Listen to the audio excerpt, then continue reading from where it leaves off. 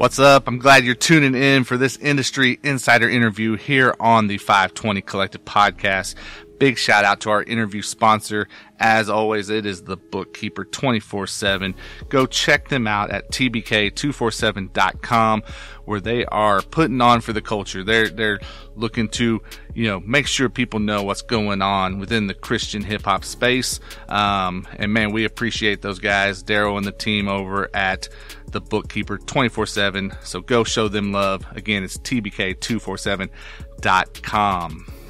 And joining me right now on the FiveTwenty Collective phone line, he is an artist, speaker, educator, radio host, a whole list of things, I guess. And we can dive into those as we go. But right now on the phone line with me, it is BlackLiq. What's going on, man? I am chilling. I can't complain. Just trying to stay warm because it decided to get cold out here. Yes, it did, man. And you're in Virginia, right? So it's not too far from where I'm at. So I know it's been cold here lately. Yeah, it was. I'll never forget. Like a few weeks ago, it was like 70, and then it snowed the following day, and it has a fluctuations. Like today is the coldest day. It's gonna be a little bit higher tomorrow, but yeah, they definitely got me. And my lab is hood, so I got to make sure I put the heat on and the right number around here. But I'm good, man. I'm good, and it's a privilege to be on here, man, and talk with you. Yeah, man. We're glad you were able to join us. And speaking, we said you're from Virginia, and man, I think. Correct me if I'm wrong here, but I feel like VA, man, like especially the more I've gotten to know some guys out that way within hip hop, like I won't say that it's underrated in Virginia, but I feel like maybe especially the casual listener of hip hop, VA kind of flies under the radar a little bit. But there's some real talent out your way, man.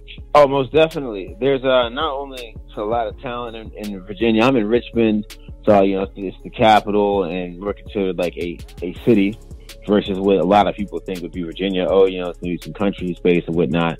Richmond and Virginia in itself has an incredible amount of talent. A lot of people who have actually shaped hip-hop, the culture in itself, either have been in Virginia, are connected to Virginia, have family in Virginia, or might actually reside in Virginia. You'd be surprised. People from like Kool Keith all the way to a lot of members of the Wu-Tang Clan, they all have roots that are in here that I've actually encountered, like people.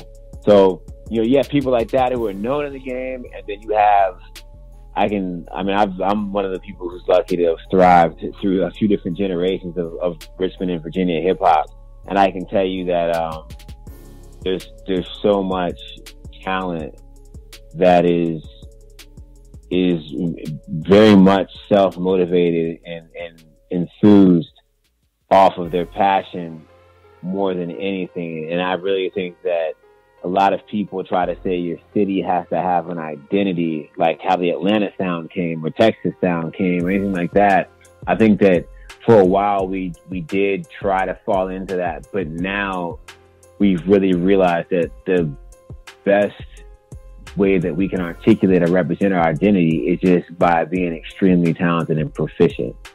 And so that's an understatement to say that Virginia has talent, man. There's just so much here and so much history. And we're just starting to see it. Like you saw Skills on Drink Champs in 2021 and the amount of respect he got for the wrap up and the Jay-Z songwriting thing.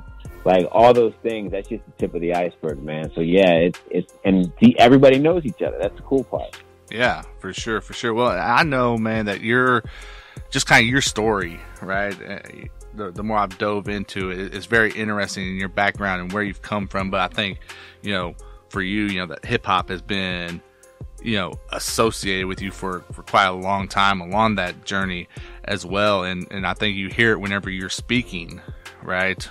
You've got like this, like kind of historian quality about you, right? Where you're really keeping track of what's happening, not just in, this musical genre, but you're tapping into the people, right? The community around you. And that's super cool, man.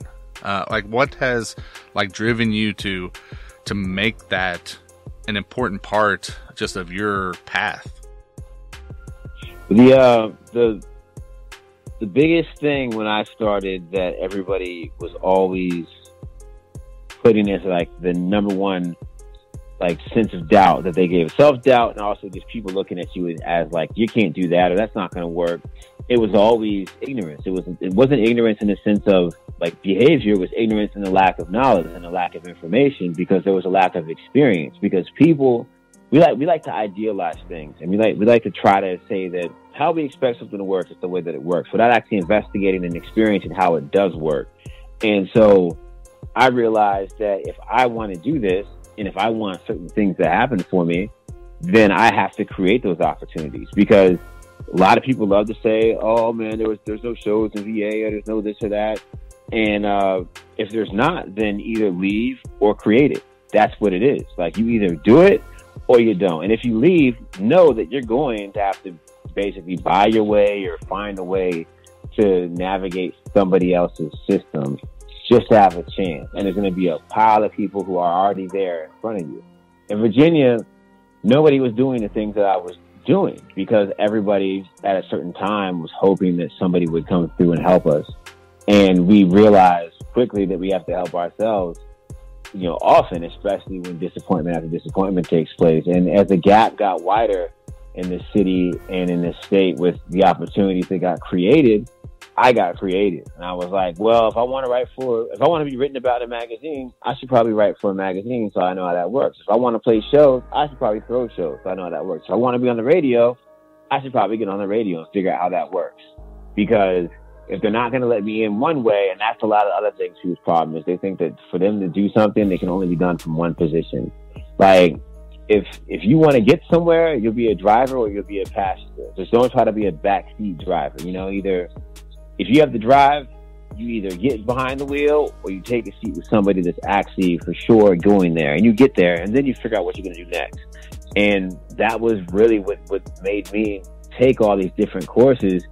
And to put it simple, after all that, is to say that I had to decide to say yes.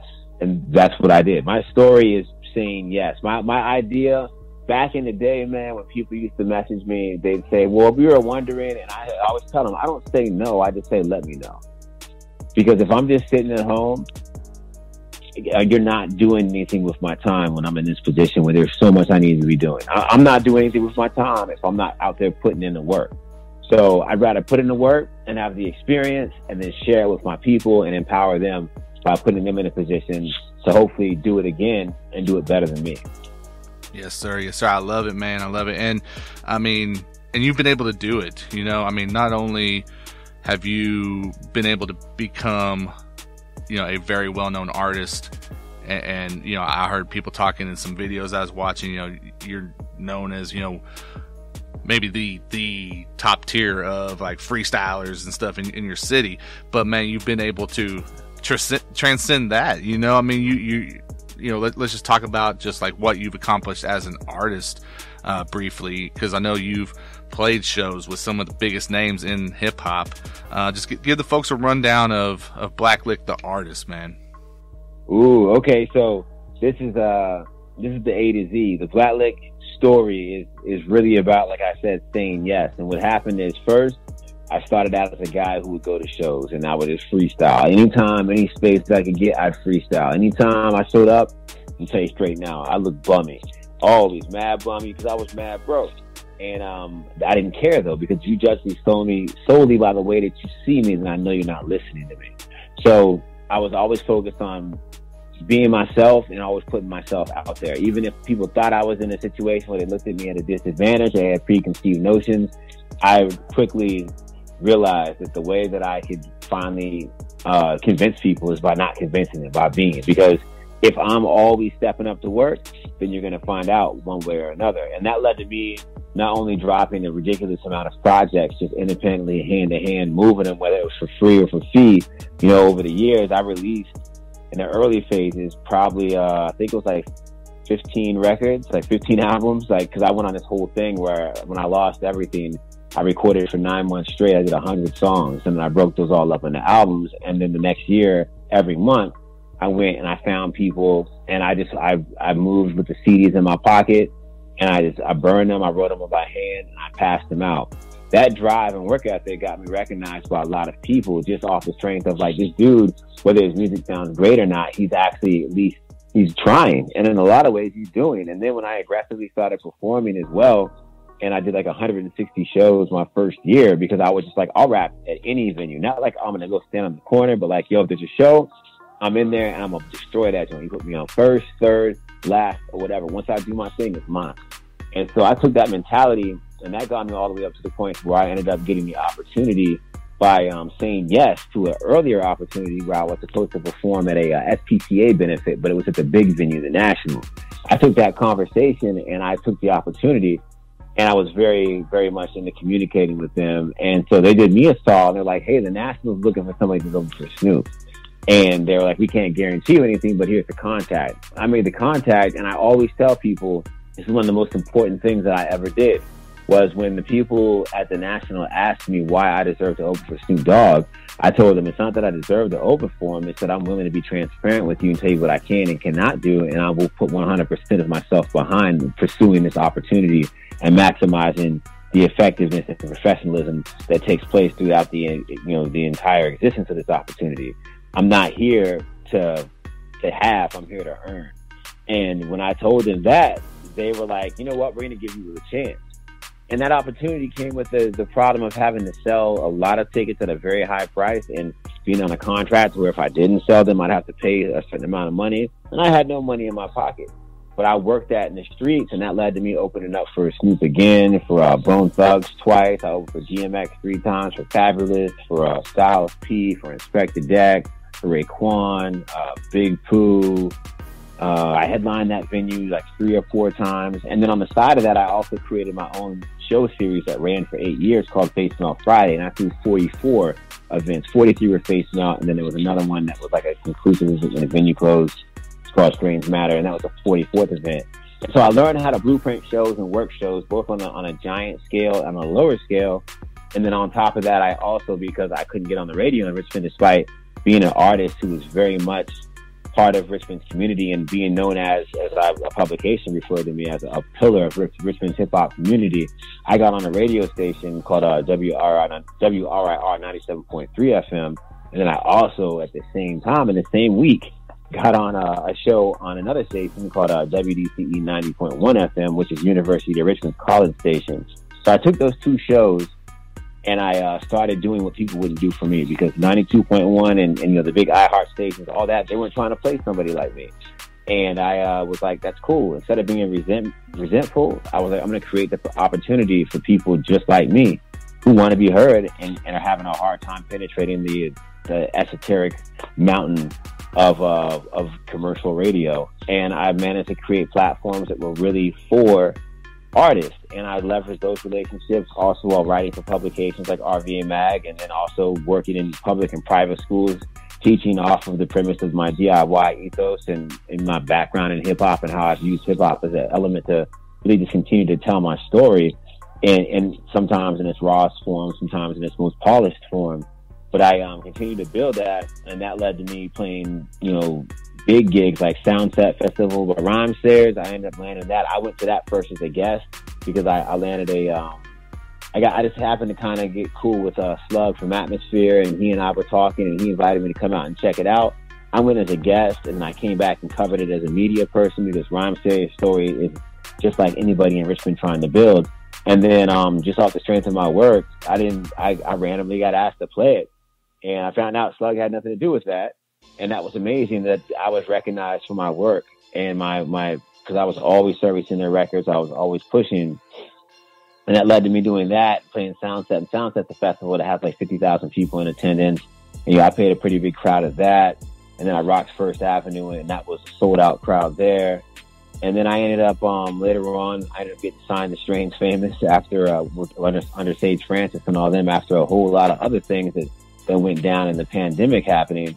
But I say all that to say that, like, I never let what wasn't stop me from seeing what is. And that's what's allowed me to continue to make these records and to continue to thrive as an artist who isn't necessarily somebody who pulls the biggest numbers, but I pull the strongest connection, because I've always been told about the power of relationships and the power of communicating. And that's why opportunities like this are awesome, because I get to speak on that in a very candid fashion versus just being like, my album came out, it's on Strange Famous Records, it's called Time is the Price. Yeah, I want you to listen to my album. Yeah, I want you to hear my story. But I want everybody to see how important it is that they tell their story too. And that's really what the summation of my entire career, whether it be the TED Talk or playing a big show or releasing an extremely dope album or getting signed to a label, everything is just about telling your story. And everybody's story is priceless because nobody else can live your life. So that's BlackLiq. Awesome. I love it. And man, we were naming off some of those acts that you've got to join on stage, man. You're like laying out those names from my teenage years, man. I love it. So, and it's all because you said yes, right? So that's the even bigger thing. All because I said yes. And I also, one of the most important shows I ever did also was one time I opened for Immortal Technique. And he told me something, a piece of game. I try to give people as much game as possible. And he gave me one of the most important pieces of game for any artist to ever live by. And it's that you never go into a situation without three things. Always something that you did, something you're doing, and something you're doing after that. You always go into a situation with three things. So that way you always just think about the idea. For you to have three things, that means you've had to have done something, you have to be doing something, and you have to have a plan about something else from that. And you have to believe in what you're doing in order to have those prerequisites. So, that's another piece of a game that just came to my mind that I really wanted to make sure is part of that journey too. Because that conversation changed my life. Definitely. Yeah, man, you're throwing out stuff, man, that artists that are listening can really take and put into practice here. The thing that I think is fantastic as far as your story as well is that, yes, you're an artist who's achieved things, in your musical career and your musical journey. But, for some people, it's like, okay, if I can just be an artist, if I can just make music, that's all I need. And that's fine. But for you, there's a lot more involved. You hit on a lot of the different things. I mean, you've done a TED Talk, you're an educator, which is something that you and I have in common, man. And I'd love to ask you about. And that is, I think here, I don't know, the past couple years, it's just really hit me the more I've gotten into my educational journey. And as I look at it, over the past decade, I think you start seeing that connection, more widely across the board. There's this connection between hip hop and the world of education that's kind of sprung up, right? In your opinion, like, why is that? Like, how is the hip hop world and education come to kind of grow together when, I think there was a time where people would not have expected that to be the case. Oh, I got a simple answer for you, man. I taught teachers at University at Richmond one time through a nonprofit and the Joan Arts School of Continuing Businesses. I've done it a few times, but I taught a group of teachers, K to 12. And going into that experience, I was like, how is it that I'm doing this when I'm not a person who has a college degree? But also, why am I doing this and why am I good at it? And the answer came to me while I was doing it. And that is because my man Lonnie B, he was like, he made this observation. Every teacher is an MC. Every teacher is an MC. That's people talk about, like, my teachers were Nas and Wu-Tang and DMX and Ice-T. Like, for me, like, listening to those artists gave me so much. Pac, all that kind of stuff. But Fiona Apple, all kinds of weird things. But every teacher is an MC because they're standing on the stage, which is the floor, and they're in front, or maybe a lector or whatever, but they're speaking and they're engaging a group of people, and they're giving them information, but they're also guiding them towards a path of understanding. And as an artist, our goal is to convey something so that it's understood. That's why a great hook is such a powerful thing, because it's the path to understanding. When you know the hook to a song, and that song has a strong hook, and the verses are attached to that hook in a fashion to where the message is consistent, you immediately can take that little brief snippet of music and it becomes emblematic in your mind. And the best teachers, they do the same thing. And that's because it's understanding. So teachers have brought hip hop. I've taught arts integration curriculum to help teachers bring that logic and that perspective into the classroom. And the other thing is that in a hip hop show, the crowd, everybody's equal. Everybody's there for the same thing. And in school, everybody's supposed to be there to learn.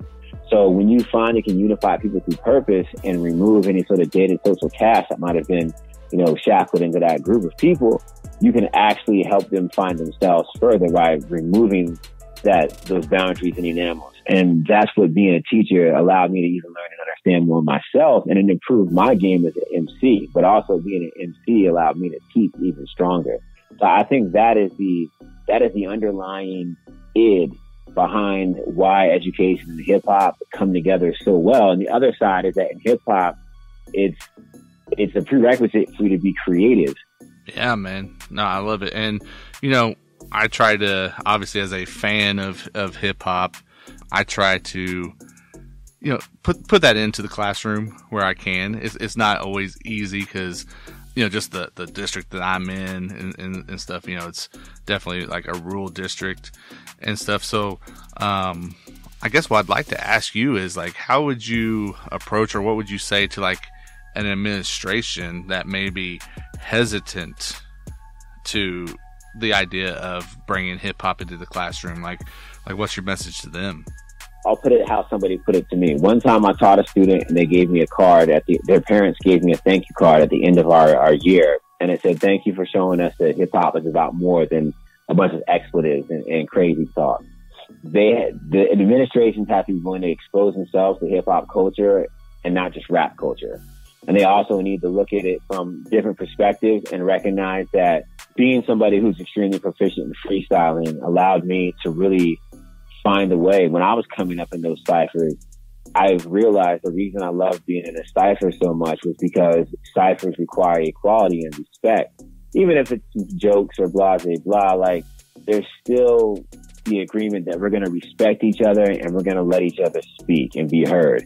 And we're not going to judge you on whether or not you got on the track. Somebody might rhyme better than somebody else at that moment over a certain kind of beat or whatever. But we're going to respect each other and we're going to build something together. Those are things that all bring respect to the table and shine the most when they're done with love.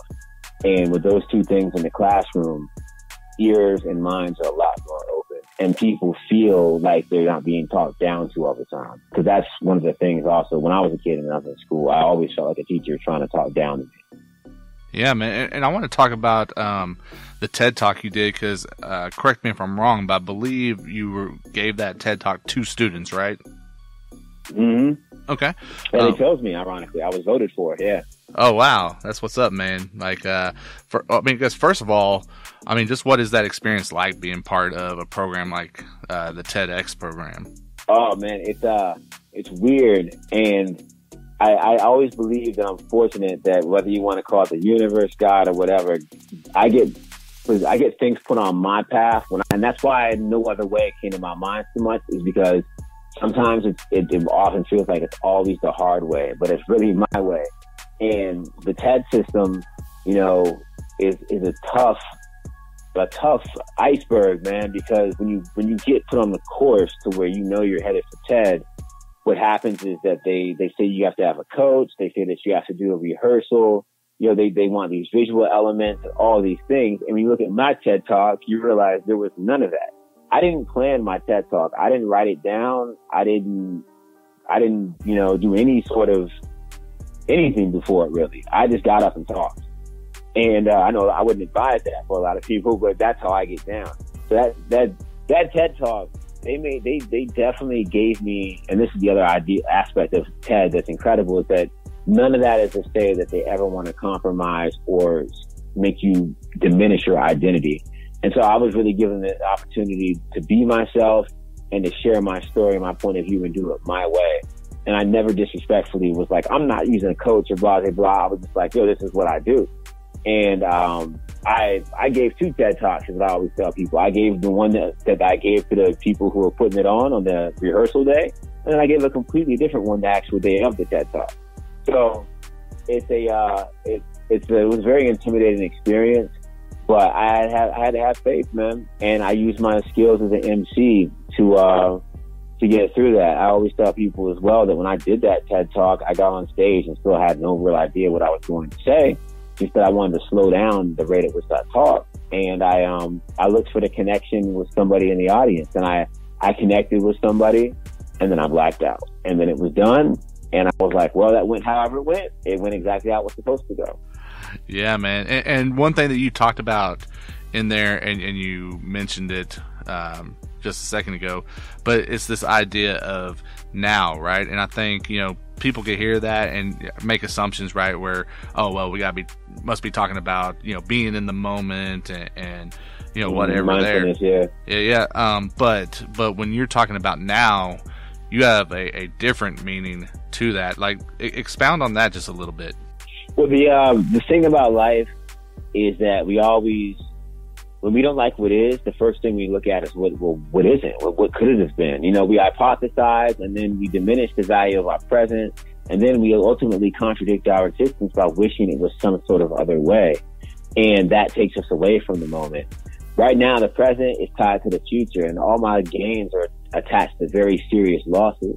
So I looked at my life, whether it was my father getting incarcerated and sentenced to prison, or my friends dying from drugs and, DUIs and all sorts of other things, seeing friends get incarcerated. All these things were lessons that brought me closer to the proximity of the fire, but also told me that my path, it's going to be the way that it is. And the more I fight it, the more I'm not going to be able to be who I'm supposed to be, who I am already.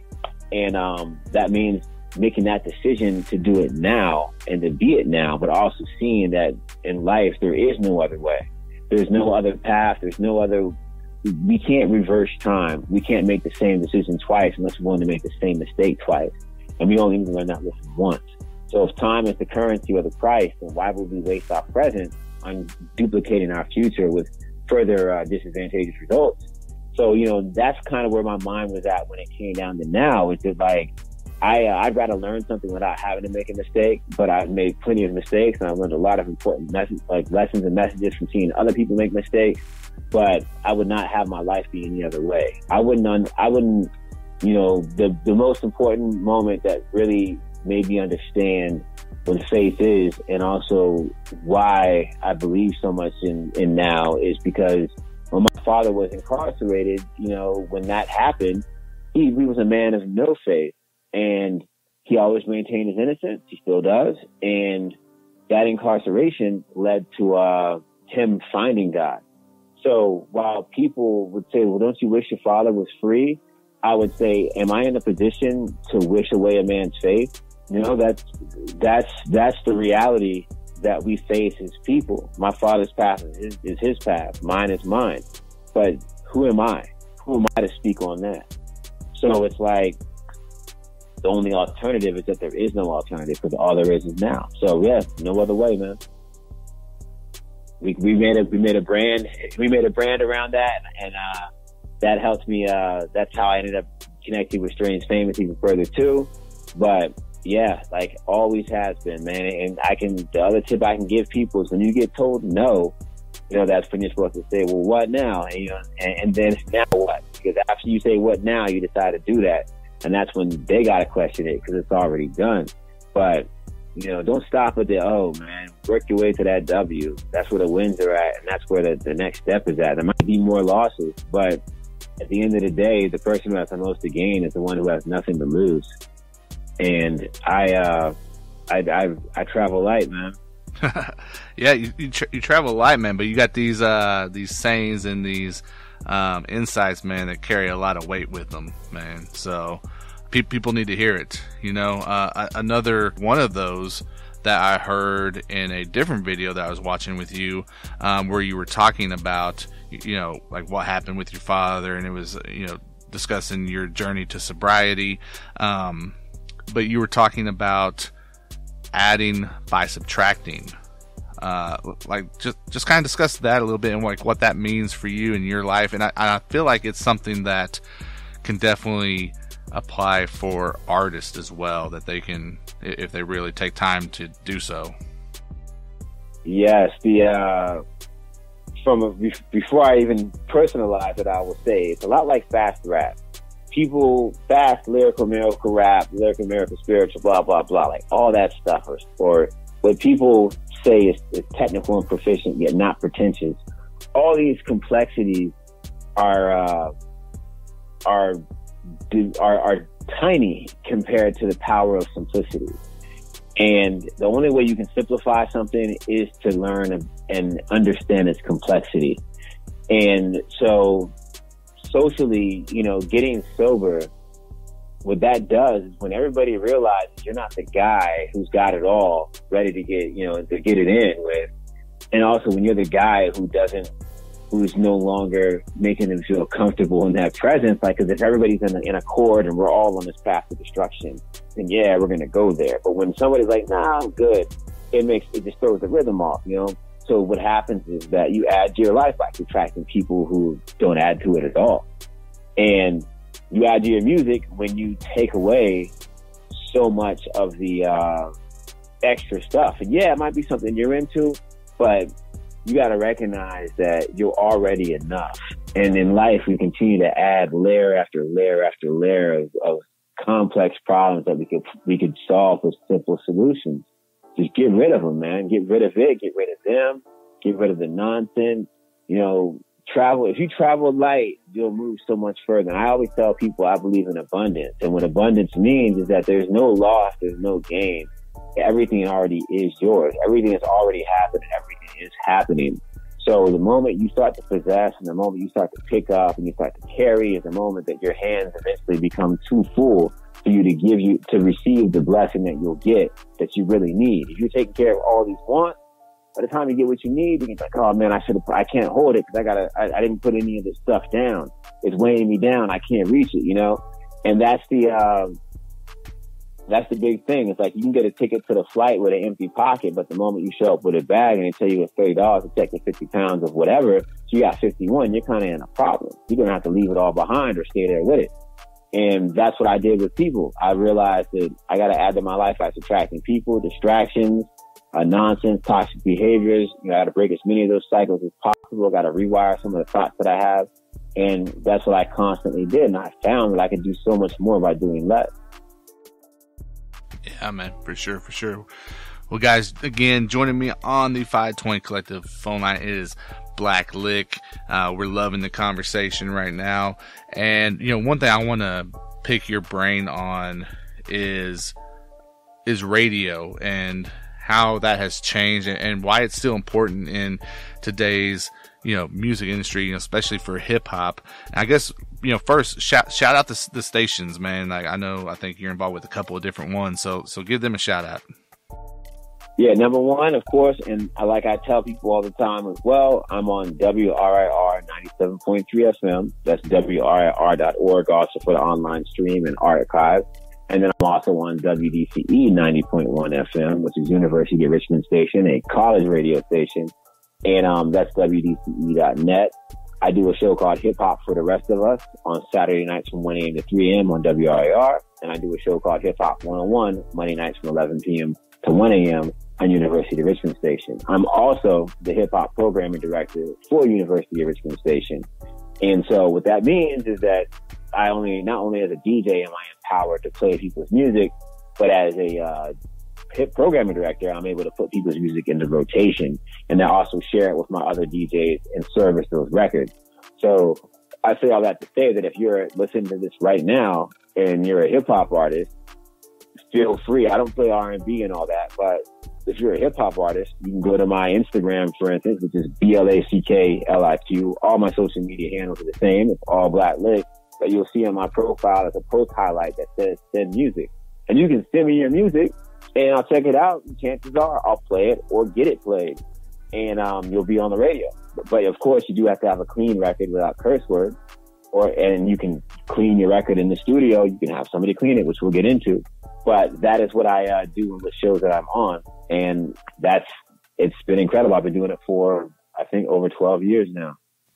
Yeah, man. And I think, one thing that jumped out at me was, just the time slots that you're in, right? I mean, it's not necessarily that prime time, right? You're late night, you're overnight. in a way. Yeah, like what is it about, that where that would maybe be a little bit of a put off to some people, because they want to be, where the majority of listeners are. But what kind of drew you to that, and where you were like, man, I'll take that spot, no problem. Yeah, I can do more. I believe we can do more with the people who are there for us than trying to be heard and people who don't care. I tell people all the time, if you're a lyrical artist, why are you worried about what Lil Baby's doing? Like, if you're, and I don't mean like lyrical, like he's not lyrical, but I mean, or why are you worried about what Black Youngster's doing when you're an artist who's trying to rhyme the Nas's audience? Like, you go to the people who want to hear you, and then you worry about trying to connect with those other people, because Lil Baby has a lot of important things to say, but you're not going to reach somebody who listens to him fanatically as quickly as you're going to reach somebody who listens to Nas or Immortal Technique, And so my thing was, okay, I'm a late night person, and I'm passionate about my music. And if college is about being heard, what are people doing? When are college students up on Mondays not doing something, or doing something not supposed to be? Probably around 11 o'clock. And then on top of that, people who are busy the first day of the week for work is Monday, and they're off work by 9 o'clock or by 5 o'clock. And so by 5:30, hopefully they're home, or 6, or at 9, by 9:30, 10 o'clock, they're hopefully home. That gives them an hour, or gives them several hours to unpack their mind. Chances are they're still wide awake because it's the first day of the week and it sucks. And what do they want to do? Hear some good music. Saturday night, 11 p.m. to 1 a.m., the station's located downtown, and that's when the club lets out. So 1 a.m. to 3 a.m., the club let out. You're on your way home at the club, or you just left the club, you're an artist. You want to come and have like an experience after your show, I'm there. I got booked for a show. I can still play any gig and get to the station by 1 a.m. So that's another reason why I did it. Because I do a rap show and then go do my radio show right after. I take part of the crowd with me to the station and have a 2-hour cipher. Anybody who's an artist within the crowd, bring them in. You know what I mean? Yes, sir. Yes, sir. Yes, sir. And I know that, another thing about you is that you work. That's what you do. So you got to respect that for sure. I think that the interesting thing for me, with radio, and I'm a big believer in radio because, growing up, that's what it was, right? I mean, that's where you could hear the new stuff. I mean, with that, other than turning on and watching like MTV or something, right? But with digital streaming and everything with the way music is consumed now, you've got some varying opinions on some of these ways to get in contact with music, right? Like, you got some people who think that radio is dead, right? Or if not dead, they just don't view maybe radio as that important. And I feel like if you're an artist and that's the outlook you have on it, you're really still missing out on a very valuable opportunity when it comes to radio. Now, maybe, however you believe, you either believe that DJs still break records or you don't. I don't know. I don't care. Regardless of your thought there, it's like, dude, there's still people, there's still a potential fan base that you can tap into that if you're not getting your music in front of these stations, right? How do you feel on that, man? Like, whether it's just about how that shift has happened or just the way that artists are looking at it, and like, what would your response be? What message do you want to get across to them with what radio can play in their progression as an artist? Well, the thing is one, I think a lot of artists have no idea about how publishing works, or what non-interactive media versus interactive media is, what a PRO really does versus the DSP. What is Spinitron, what is Sound Exchange, what is BMI or ASCAP. These are just things that people throw out, and everybody's like, you should own your masters. They don't even know what their masters are, or whether or not their masters that have any sort of value through a path of exploitation. So there's a lot of music industry aspects that artists remain ignorant in simply off of principle. The other aspect is that radio is nothing more than a representation of choice. radio by and large, FM radio, internet radio even is non-interactive media. That's why certain PROs handle it. And your DSP, your streaming software, your streaming source instead, that's something that's interactive media. That's for you as a consumer, select what you want to hear. Every person in this era of social media and multimedia being in the palm of your hand and having so much power of a choice, yet but kind of very little influence over what you're offered beyond what the algorithm responds to your choice. All of it is built around every person being their own broadcast entity. And so what happens is that to simplify that example is that imagine what your life would be like if you controlled everything you encounter every day. You only saw what you wanted to see. How much would you really know about a culture or about anything, about birds, about food, about any aspect of humanity is limited by the spectrum of living solely by your perspective. And what radio does is it creates a very hard to acquire opportunity for you to be heard next to somebody that you'd never be next to artist wise, and then in the same stride by that consumer. I used to love saying that I'd go from Waka Flocka to Wu-Tang, and I'd make the two blend together and seamlessly transition from one record to the next.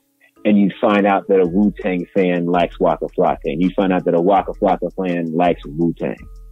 Well, these are two completely often combating forces of the aspect of hip hop and quote unquote rap.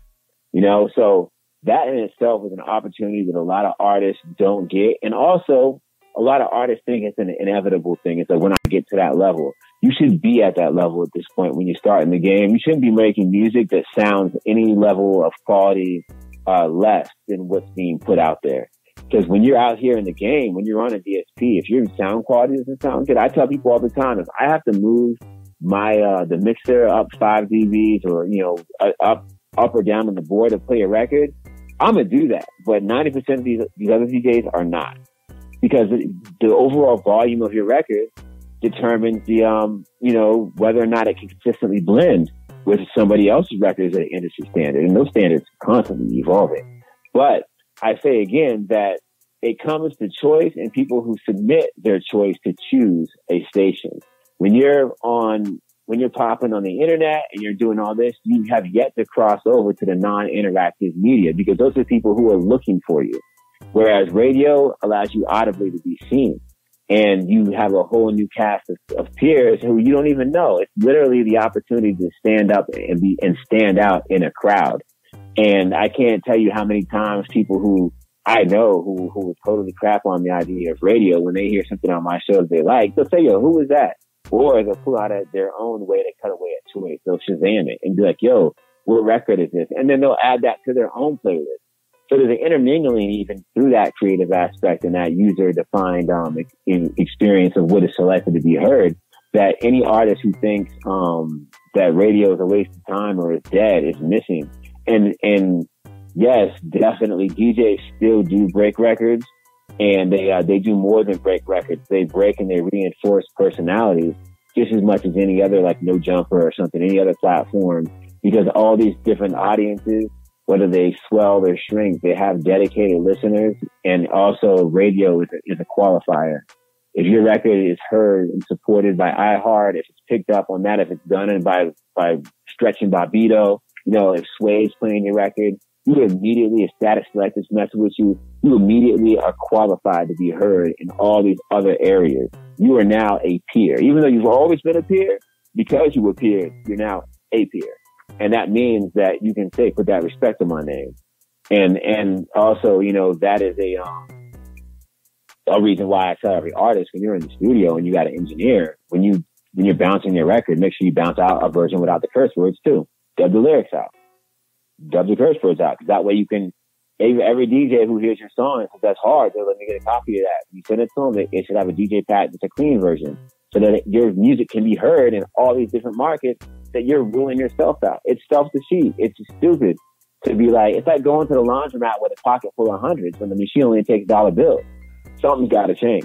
Exactly. And and now this is my opinion, so you can let me know what you think. But, I feel like one thing in this era of DSPs and people putting so much focus on being on Spotify and Apple Music and all this stuff is that while that's cool, they're missing out on building not only a target audience, but missing out on connecting with their local community as well, where you can get some true support there, especially when you're you have a new 100,000 streams, they can't sell 10 tickets. Yeah. And I think if you can tap into your local radio, man, that can give you a big boost right there to just get that local support behind what you're doing with your music.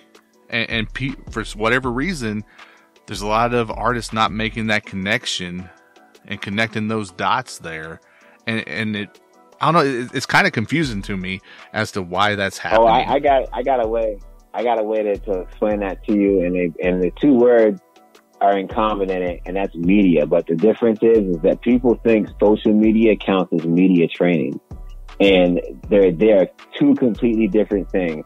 As somebody who's worked in media, I can recognize who's a media trained artist and who's not, especially when I watch an interview. Or and like a lot of these artists, now that they come around, they have no idea how to market themselves, how to build a relationship, how to communicate. They've never sent out a press email before. They've never read a press email before. And that's one of the keys of being directly involved with the distribution of your music to radio stations. Not only do you have to believe in your music every time you hit that send button, you have to get used to rejection, and you also have to learn how to support and carry the narrative when you do get elevated by being on a broadcast entity. And I think a lot of that is missed because artists want to constantly stay in positions where people can't tell them no. And it's a scary, disgusting, terrible world out here, man. But that doesn't mean that it's a world where you're guaranteed to lose. You're going to have to lose a lot, but so what? It's not the end of the day just because somebody told you no, or somebody said they don't like your record. You can send a DJ another record. You're an artist. You should never be running out of music. You can constantly come up with new concepts and new ways to execute and to present yourself in the best light that you currently are and with the best sound. And I think a lot of these artists are scared of that. They'd rather look cool than show who they are and do it in a way that they can't control. Like I had a guy say, yeah, you can interview me and then I'll edit the interview. It's like, why would I ever do that?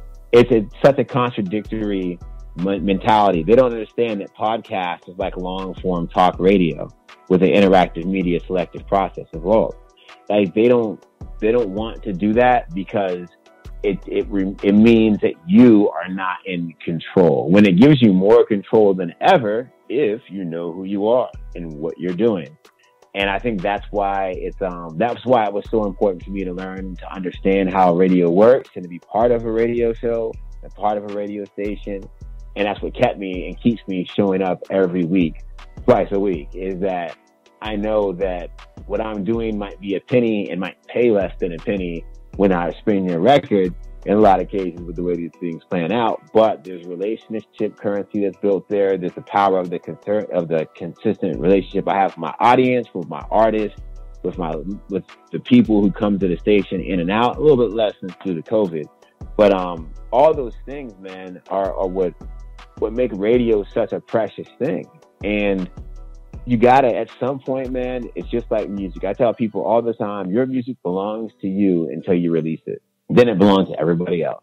So a lot of times when I record music, I'll ride around to it like all the time. And then when it's time, once I put it out, I don't listen to my music anymore. I listen to it by performing it. But I don't listen to my music anymore once I put it out because it doesn't belong to me anymore. It's for the people. It's what I was on. And now it's your turn to enjoy that, to grow with me so you can see where I'm going. And a lot of people don't see how radio is such a key way. I remember back in the day when an artist would drop a single and they'd put it in your mind who they are.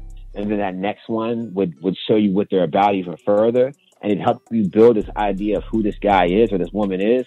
And then you get their album and you find out all these things about their life. Like, that's how we used to build artists. And now we do it with 1,000 posts.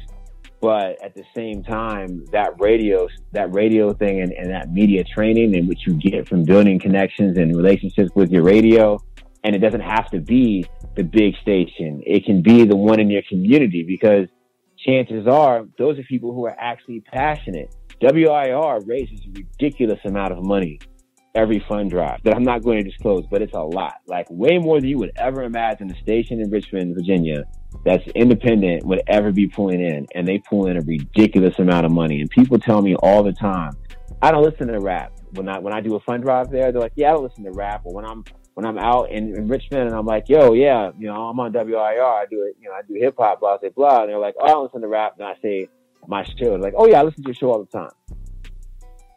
That's radio. That in a nutshell is radio.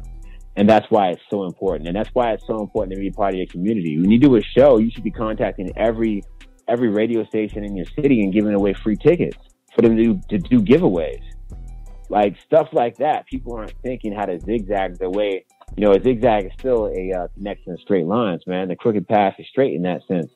And radio, like, I was able to do so much off of just being connected to radio. I could aggrandize any situation. You have a show, it's a small show, it's an intimate affair, but you want to go ahead, you want to make sure the public knows about it, give them something for free. Do a giveaway. Give away 2 tickets. You're letting 5 of your friends in. Why can't you let 2 of my radio listeners in who would never heard of you possibly, that just want to dial in the phone to win something? Like, these are huge marketing opportunities that artists are just missing out on totally, because they think that 1,000 likes is going to do something for them. Yeah.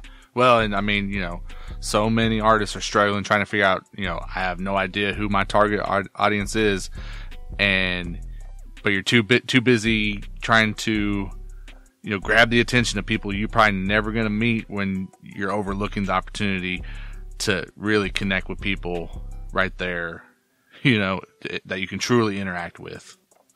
You just hit the nail on the head, man. I tell people all the time, the easiest way to gain a fan or to gain a supporter, or for somebody to know something about you, is to offer to do something for them.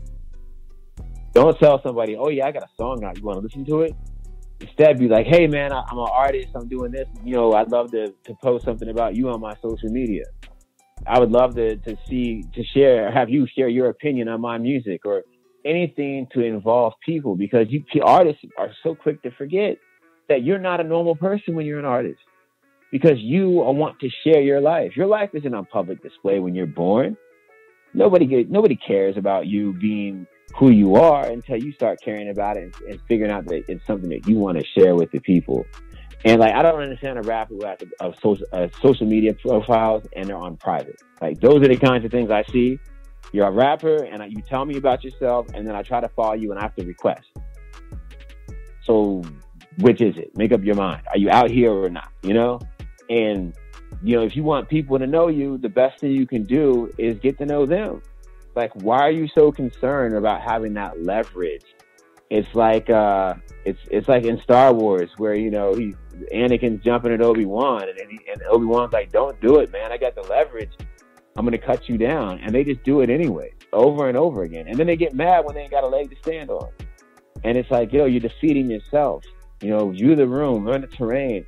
And most of all, don't take the people in your community for granted, because the people in your community, they feel just like you, because they live in the same community as you, man. Exactly. They're like there. And I want to do a short follow up here. I don't know. It may be 2 parts. However you want to answer it. But you talked about, obviously making 2 versions of your song, right? Making a radio edit to get to DJs, and I think that's a great place to kind of start. But say I'm an artist and I've done that, right? I've made my song. I've got the edit. This is what I want to give to radio. Where do you point that artist to as far as like those initial steps at that point? I mean, obviously we don't have to go through the entire process, but just how do you get them started in that? And I guess the second part of it that would kind of tie in a little bit that you were talking about, just getting better on the media side of stuff as well. Like, kind of where's a place that you would kind of tell them, hey, if nothing else, start here with the media side. Oh yeah, no, I got a pretty. Let's see here. The best way to say it is this. Okay, number one, when you're in the studio and you got your record, make sure your clean version is completely clear. Which means listen to it and make sure that it's clean completely. Listen to it several times. And also, when you get a clean version of your song, listen to it low, because chances are somebody's hearing your music in the background. You want to make sure that it sounds good low, and you want to make sure it sounds good loud. A lot of engineers trick artists into thinking their mix is good just by playing their music on extremely loud on high quality speakers. Play your song in the car before you leave the studio. Make sure that it sounds good. Number two, though, is once you do have your record complete, you need to figure out, number one, you should definitely try on your own. I think every artist should go through the miserable process of sending individual emails to different radio stations. Even if you have a copy and paste portion of the email, you should try to find a way to personalize each individual or station or whatever it is that you contact. Meaning, don't spam somebody with links. Send an actual email to them directly. Be professional when you contact them on social media and say, hey, I've got a record. Don't tell somebody your record's a hit. If your record doesn't have millions of plays, it's not a hit. And even if it does, it's not a hit. You know, if it was a hit, you wouldn't be sending the record. You'd be getting asked for it. So unless they're asking you for it, it's not a hit. So treat it as such. Say your music it may not be a hit, but what your music is an opportunity, both for you and for the audience to hear it, for the person who's playing it, because every DJ wants to be the one who breaks the record. So if you got a hot record, say, hey, listen, this is my new record. Make it quick, have a quick, succinct intro. It's personal, and then put your record on there. Make sure the file name is straight. Everybody, don't send bounce out number A _, mix _, fire _ No, it should have your name, and then it should have the song title, and it should say clean. That's it. Because you want to take out as many organizational steps as possible for you to be on the radio. The other thing is that, of course, if you don't know what to do, typically that means you need to figure out who to pay. And who to pay is not the radio station, or to think that you run up on the DJ and slide them $250. I've had somebody offer me $1,000 before to play their music on the radio, and I'm like, dog, I'll just play it for free. Like, calm down.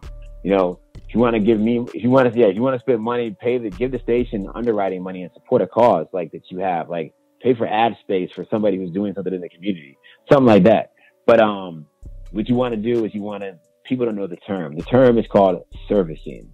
If you cannot service your record yourself, and even if you have and you've got limited results, it's time for you to put together a budget and service your record. Meaning by now you should have a video for it. You should have a look for it. It shouldn't be too old, even though, at this day and age, we do have a bigger window now. But you should have a video out for it. And if your views are low, then that's why you want to have your servicing campaign at the start of it, so that they don't look at it like, yo, your record's been out for a year and you only have 20 views. Like, nah, like you want to put these things together, which means planning. But you want to make sure that you contact the servicing company. You find out how much a campaign costs. You ask for what are the not guaranteed numbers. If somebody's guaranteeing you numbers, it's fake. You want to find out what the real numbers are, as far as, hey, what can I expect? What's the window of this? What the duration of the campaign is. And you have to have, I hate to say it, have a budget. In the music industry, consider all your money already spent. And just say, how much am I willing to spend on this? And things go terrible. That's your budget. And then from there, figure out how to contact a servicing company, present them with your record, see what they think, come to terms on a budget, and then see what the campaign does and see how much of that campaign you could have did yourself. And then do it again. And then also at every show, you should be performing your song.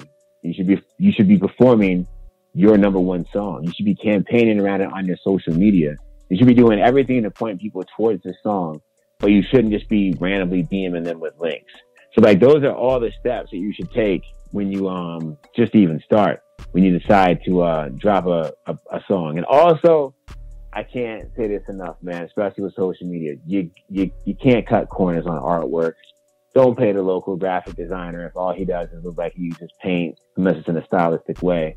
Find somebody who can actually do a good piece of artwork for you, and also get some good press photos of yourself. Not just you holding a mic either. You should not be holding microphones in your pictures. Everybody already knows you're rapping. Like, we get it. But find, ways to uniquely present yourself in a professional, high resolution fashion and present your product appropriately, and then temper your expectations. And then the last thing I'll say is that if somebody plays your record, like every song I play, right? I'm a little different in my world, because every song I play on the radio, I tweet. Every single one. So like, whoever it is, I'm going to find your social media, which is why it's so important to have your names be as uniform as possible. But I'm going to tweet you, and then I'm going to screen cap it, and I'm gonna put it on Instagram. Typically, I do that for Saturday nights because hip hop. I mean, when you do that many story posts, Instagram bans your they turn off your privilege, but temporarily. But I say all that to say that when somebody plays your record, you should never just like it, retweet it, shout them out. You know, make sure that the not only your audience, but that the person who's playing your record sees that it means something to you. Personalize it, and don't say the same personal thing every week. Like, this feels really good. Every week it feels really good. Nah, like, you know, celebrate it. So that person didn't have to. Whereas when you use your phone and you're on Spotify, you choose what you listen to. A DJ, most of the time, chooses what they want to play. Even the DJs who are on the big stations, they have a small, like, 5-minute window where they can stick something in there. They choose to do that. So celebrate that somebody chose you. And that's the big move. Even if you're only on one station, just one station, celebrate that. Follow that person's show. You know, like, that's really what this is about. We're not in this game just because we feel like it. We're in this game because we're passionate about it. Both DJs and artists and creators. Like, that's the whole point. If you're not willing to put your passion into it, you're just better off as a listener.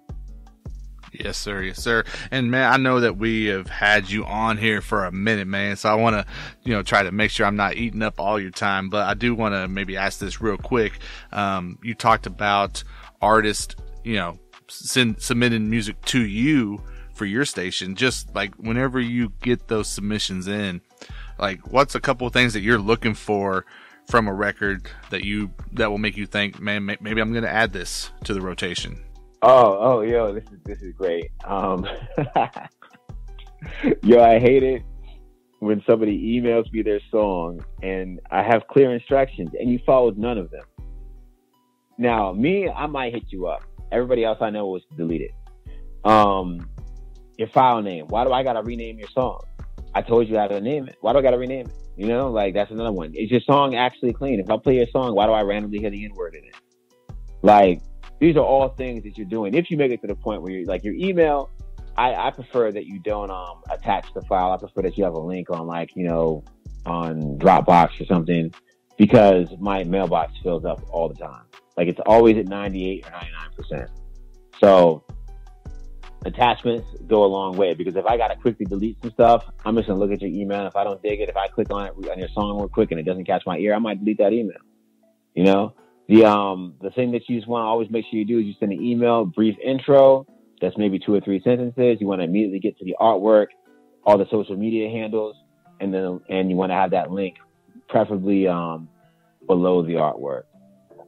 And your cover work should have your image. It should have and again, an image typically is a very small image. I mean, file size. It should have the name of the project and the name of the artist or the name of the record.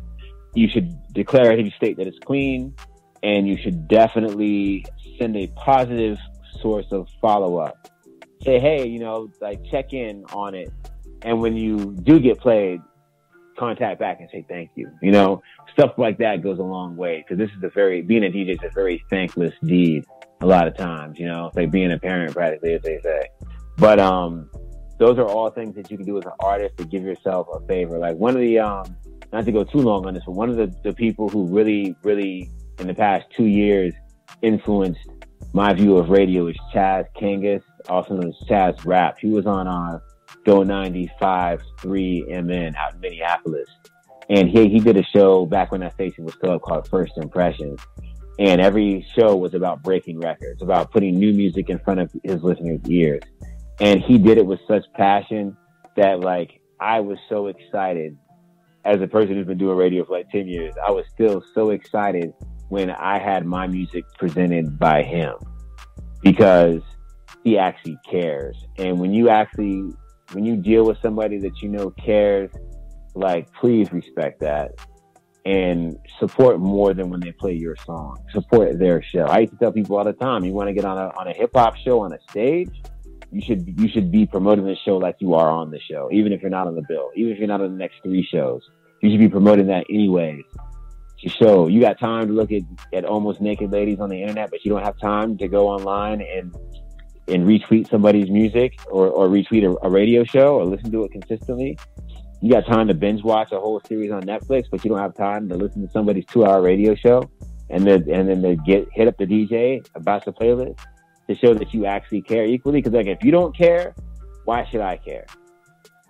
That's the ultimate determining factor. It's that if you don't care, why should I care? Like, at all. Just like you ask insightful questions that show that you took some time to think about it. That makes me feel great, which means that makes me really focus on giving you answers that mean something. And it also means that your audience, who hopefully is already in tune with how important your perspective is and how engaged you are in presenting the best quality questions, everybody is in a bubble of where they're already past the point of accepting what something is, and they want to really know about it and why, and walk away with their version of understanding. Like, again, if you're not willing to lead with your passion instead of just your enthusiasm and your entitlement, you're setting yourself up for failure. And I mean, that's like, as somebody who's interviewed hundreds of people by now, myself, and done just as many interviews about myself, like, I really appreciate the time that you've taken to ask real questions and have a real conversation with me and treat me like a person instead of just a product. And I think a lot of people don't realize that at the end of the day, just because you're somebody who's making music and you're a rapper or you're a singer or whatever, and you really believe in your record, you need to recognize the fact that you believe in yourself, but also the person that's going to be playing your music or exposed to it is a person before anything else. So treat each other like humans, man. Like, just try to look at somebody's life and recognize that you're asking for space in their life. And then space in their attention span. And watch what happens when you do that over time. Not just when you do it once, but when you do it 99 times. That 100th person, it might be the one that actually shows you that, yo, you are right. You know, you've been doing right by all these others. And then those other people, they might turn around and be like, okay, I can't tell you how many times I've played a song, and because I played it, somebody else is playing it. Guys, I hope you're listening to what was just said, because nowhere in there was BlackLiq talking about, you know, a sonic part of your record, right?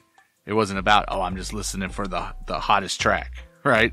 I mean, I'm sure that... Oh, yeah, no, not at all. Yeah, I'm sure that plays into it at some point along the line, but that's not the big impression, I guess, is how I'll put it. Oh, like yeah, that. no, if you... I'm telling you now, man, if you're a great person, you have a great personality, you know, just like how Gucci Mane said, you know, you could have a jam in a month, but I ain't listening to music if I don't respect your character.